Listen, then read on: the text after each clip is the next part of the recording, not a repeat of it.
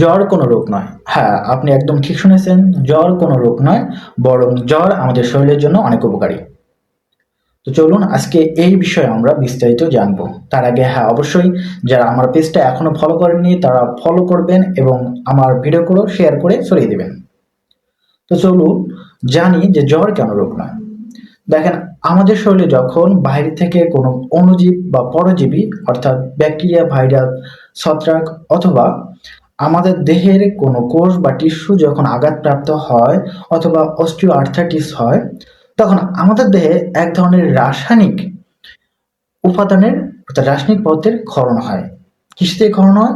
আমাদের দেহে অনেক রোগ প্রতিরোধকারী কোষ রয়েছে, সেগুলো আমাদের এই রাসায়নিক উপাদানগুলো ক্ষরণ করে। তো এই রাসায়নিক উপাদানগুলো যখন আমাদের দেহে অনেক ক্ষরণ ঘটবে, যে এই রাসায়নিক উপাদানগুলোকে তাদেরকে বলে রাখি যে এই রাসায়নিক উপাদানগুলোকে আমরা বলে থাকি পাইরোজেন। যদি কয়েকটা নাম বলি তাহলে বলতে পারি যে interleukin, interferon, tissue necrotic factor.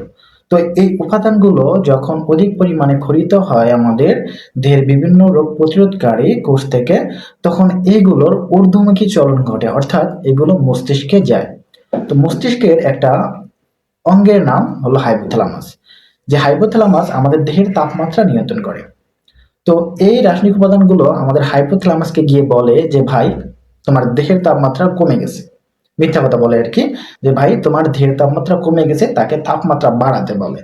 তো হাইপোথ্যালামাস তো এটা বুঝতে পারে না, সে কি করে যে তার দেহের তাপমাত্রা তখন বাড়ানোর জন্য কাজ করে। তো হাইপোথ্যালামাস কিভাবে দেহের তাপমাত্রা বাড়ায়? যে হাইপোথ্যালামাস দেহের তাপমাত্রা বাড়ানোর জন্য যে আমাদের দেহের যে পেরিফেরাল অর্থাৎ যে হাত পায়ের যে বাইরে তার যে আমাদের ধমনী বা শিরার যে শাখা প্রশাখাগুলো আছে, এইগুলার সংকোচন বাড়িয়ে দেয়। সহজ কথায় বলতে পারেন যে আমাদের রক্তনালীর সংকোচন বাড়িয়ে দেয়।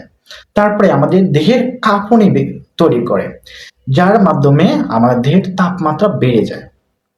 আর যখন তাপমাত্রা বেড়ে যায় তখন এই অণুজীব অর্থাৎ ব্যাকটেরিয়া, ভাইরাসের বংশ বিস্তার ক্ষমতা কমে যায়, তারা ধীরে ধীরে ধ্বংস হতে শুরু করে এবং আমাদের দেহের যে ইমিউনিটি সক্রিয় হয়। তাহলে বুঝতে পারছেন, জ্বর কিন্তু কোনো রোগ নয়, বরং অন্য রোগের উপসর্গ। এটা আমাদের দেহকে রক্ষা করে বিভিন্ন অণুজীব থেকে এবং আমাদেরকে দেখিয়ে দেয় যে আমরা কোনো অণুজীব দ্বারা আক্রান্ত হয়েছি।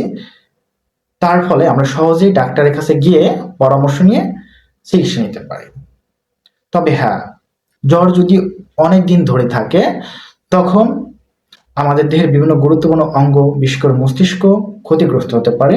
তাই জ্বর আসার সাথে সাথে বা কিছুদিন থাকলে আমরা নিকটস্থ ডাক্তারের কাছে যাব, গিয়ে জ্বরের কারণ উদ্ঘাটন করার মাধ্যমে আমরা চিকিৎসা নিলে আমরা সুস্থ হয়ে যাব। আল্লাহ হাফেজ।